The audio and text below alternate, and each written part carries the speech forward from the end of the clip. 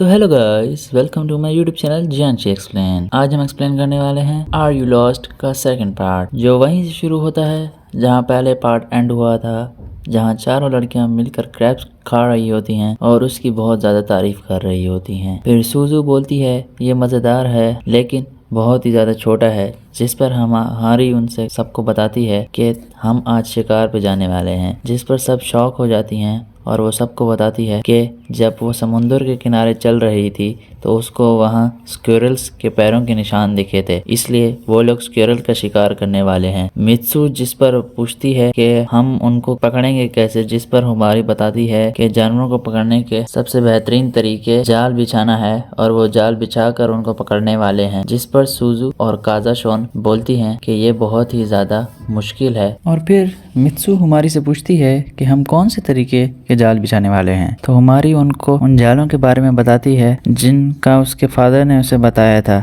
जिसमें पहला जानवर को रस्सी में फंसाना होता है और फिर दूसरा भाला और लकड़ी के से उसको मारना होता है और तीसरा जानवर को पत्थर के नीचे दबाकर मारना होता है और फिर चौथा उसको किसी खड्डे में गिरा कर मारना होता है। इन सब ट्रैप के बारे में सुनकर वो तीनों लड़कियां घबरा जाती और फिर हमारी सब लड़कियों को कचरे में यूजफुल सामान ढूंढने के बोल देती है, जिससे वो ट्रैप बना सकें। और सुजू सामान ढूंढते वक्त जब एक शीट को हटाती है तो उसके नीचे से एक फ्रॉग निकलता है और हमारी उन सबको बताती है कि हम इसकी स्किन हटाकर उसको खा सकते हैं, मगर तभी वो फ्रॉग सुजू की स्कर्ट में घुस जाता है। फिर सुजू अपनी स्कर्ट उतारकर उसको पकड़ लेती है और वो उसे लेकर वापस जा रही होती, तब हमारी सुजू को बताती है कि तुम फ्रॉग के सिर्फ पैर ही खा सकते हो, जिस पर सुजू दोबारा डर जाती है। और फिर हम एक रिवर के पास का सीन देखते हैं जहाँ हमारी पानी जमा कर रही होती है और तभी उसको एक होल दिखता है जो जानवर का था। वो चेक कर रही होती है तो उसे पता चलता है कि ये एक रैबिट का होल है और फिर वो लोग वापस जाने लगते हैं और हुमारी सबको बताती है कि वो अब स्क्विरल का नहीं बल्कि अब रैबिट का शिकार करने वाले हैं। और वो लोग शेल्टर पर पहुंच जाते हैं जहां काजाशोन उन सबका वेलकम करती है और तब हमें पता चलता है कि जो सुजू ने फ्रॉग पकड़ा था वो अब भाग चुका था। जैसे सुनकर सुजू थोड़ा खुश हो जाती है, मगर हुमारी सुजू को खूब डांटती है। और फिर हम कुछ देर बाद का सीन देखते हैं जहां पर सुजू और हुमारी उस सामान को देख रहे होते हैं जो वो लोग लाए थे और वो सोच रहे होते हैं कि वो इससे ट्रैप किस तरह बनाएंगे। और फिर हम देखते हैं कि हुमारी दरख्त से उल्टी लटक रस्सी बांध रही होती है और सुजू और मित्सु नीचे खड़े होकर उसको देख रहे होते हैं और फिर हुमारी वहां पर ट्रैप बनाती रहती है। और फिर हम देखते हैं कि हुमारी ने रस्सी वाला ट्रैप बनाया था क्योंकि वो स्क्विरल की जगह अब रैबिट पकड़ने वाले थे। और सुजू तब उस ट्रैप को चेक कर रही होती है तो उसका पैर उस ट्रैप में फंस जाता है और उसकी पेंटिंग मित्सु देख लेती है और वो उसको बहुत पसंद आती है और रात को ख्वाब में भी मित्सु को सुजू की पेंटिंग ही आती रहती है। और फिर हम अगले दिन का सीन देखते हैं जहां पर हुमारी, मित्सु और सुजू उसी ट्रैप वाली जगह पर जा रहे होते हैं और अचानक सुजू अपने बूब्स को बाउंस करने लगती है और फिर मित्सु सोचती है कि इसे अचानक क्या हो गया। तभी हुमारी उन दोनों को चुप रहने को कहती है और उनको रैबिट्स के होल्स के बारे में बताती है और वो लोग दो टीम्स में बढ़ जाते हैं। और फिर हम देखते हैं कि सुजू और मित्सु को रैबिट का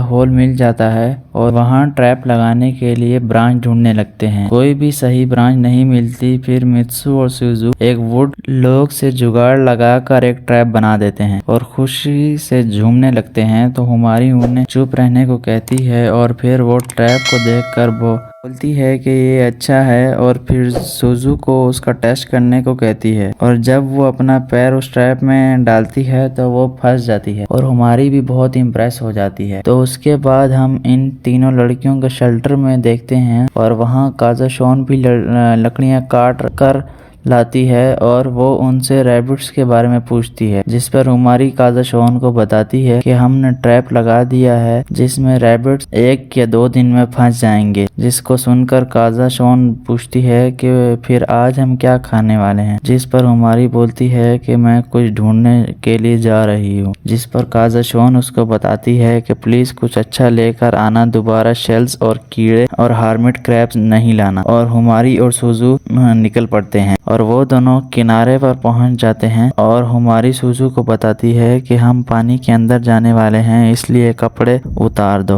और वो दोनों कपड़े उतार देते और वो दोनों पानी में कूद जाते हैं और सुजू और हुमारी अलग अलग होकर कुछ खाने का ढूंढने लगते हैं। और फिर हमें कुछ देर बाद का सीन दिखाया जाता है जहाँ सुजू और हुमारी वापस आ रहे होते हैं और काजा शॉन उनको एक बर्तन दिखाती है जो उन्हें मिला था और वो खुशी से आके हुमारी को गले लग जाती है और सोचती है कि आज वो कुछ अच्छा खाने के लिए लाए होंगे। मगर जब वो उनके पास स्टारफिश देखती है तो वो फिर दोबारा से गुस्सा होकर उल्टी पुल्टी चीजें करने लगती है और इधर उधर कूदने लगती है। और फिर हम कुछ टाइम बाद का सीन देखते हैं जहाँ ये लोग स्टारफिश पका रहे होते हैं और जब वो पक जाती है तो हुमारी उन सबको उसके खाने का तरीका बताती है और सब खाने लगते हैं। खाते वक्त काजा शॉन हुमारी के हाथों पर चोट देखती है और सुजू उसको बताती है कि जब ये खाना ढूंढ रही तो इसको चोट लग गई थी। ये सुनकर काजा शॉन को बहुत शर्मिंदगी महसूस होती है और वो हुमारी की और स्टारफिश की बहुत तारीफ करती है,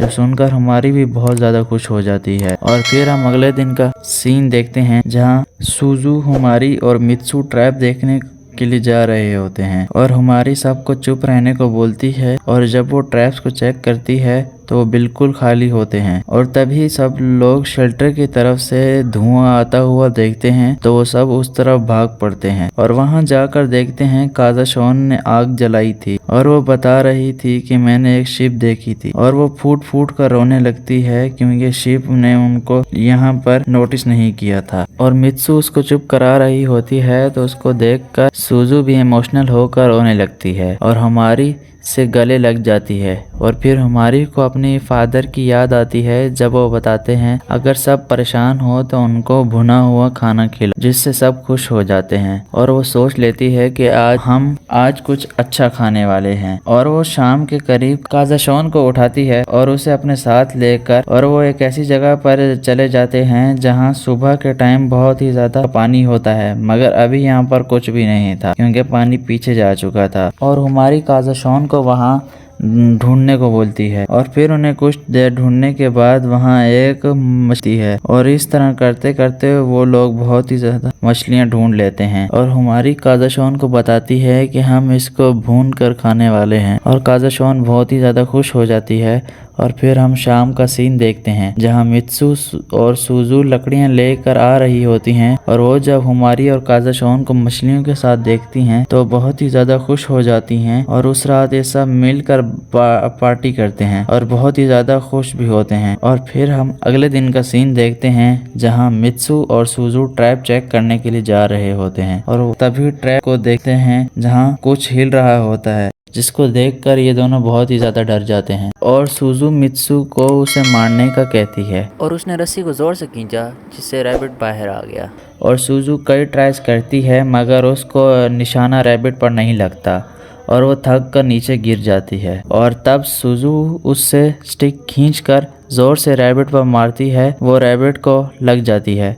और फिर हम शेल्टर का सीन देखते हैं जहां हुमारी और काजा शॉन बैठे सोच रहे होते हैं कि शायद रैबिट ट्रैप में नहीं फंसा होगा, लेकिन फिर मित्सु और सुजू उस रैबिट को लेकर आ जाते हैं जो उन्होंने पकड़ा था। और उसको देखकर हुमारी उनकी बहुत ही ज़्यादा तारीफ करती है और वो उस रैबिट को एक रिवर में बांध देते हैं। और हुमारी तब सबको बताती है कि अब हमें एक चाकू बनाना होगा इसको काटने के लिए। और वो सबको 2 पत्थरों की मदद से चाकू बनाने का तरीका बताती है और वो सब इन कोशिशों में लग जाते हैं। और फिर हम कुछ टाइम बाद का सीन देखते हैं जहां रैबिट को हुमारी ने उल्टा लटका दिया था। मित्सु ने उसको रोक दिया और बताया कि वो इसको काटना चाहती है। हुमारी के बताए तरीके के मुताबिक काटना शुरू कर दिया। जब स्किन थोड़ी सी कट गई तो वो बहुत ही ज़्यादा डर गई और हमने सुजू और काजा शॉन को डरते हुए पत्थर के पीछे देखा। और फिर हमने हुमारी और मित्सु को देखा जहां हुमारी उसको तरीका बता रही थी और मित्सु रैबिट को काट रही थी। और फिर हम कुछ देर बाद का सीन देखते हैं जहां मित्सु ने रैबिट को काट लिया था और वो बिल्कुल साफ मीट निकाल लिया था, जिस पर सुजू और काजा शॉन भी उसकी बहुत ही ज्यादा तारीफ करते हैं। और फिर ये सब मिलकर सोच रहे होते हैं कि वो इस रैबिट को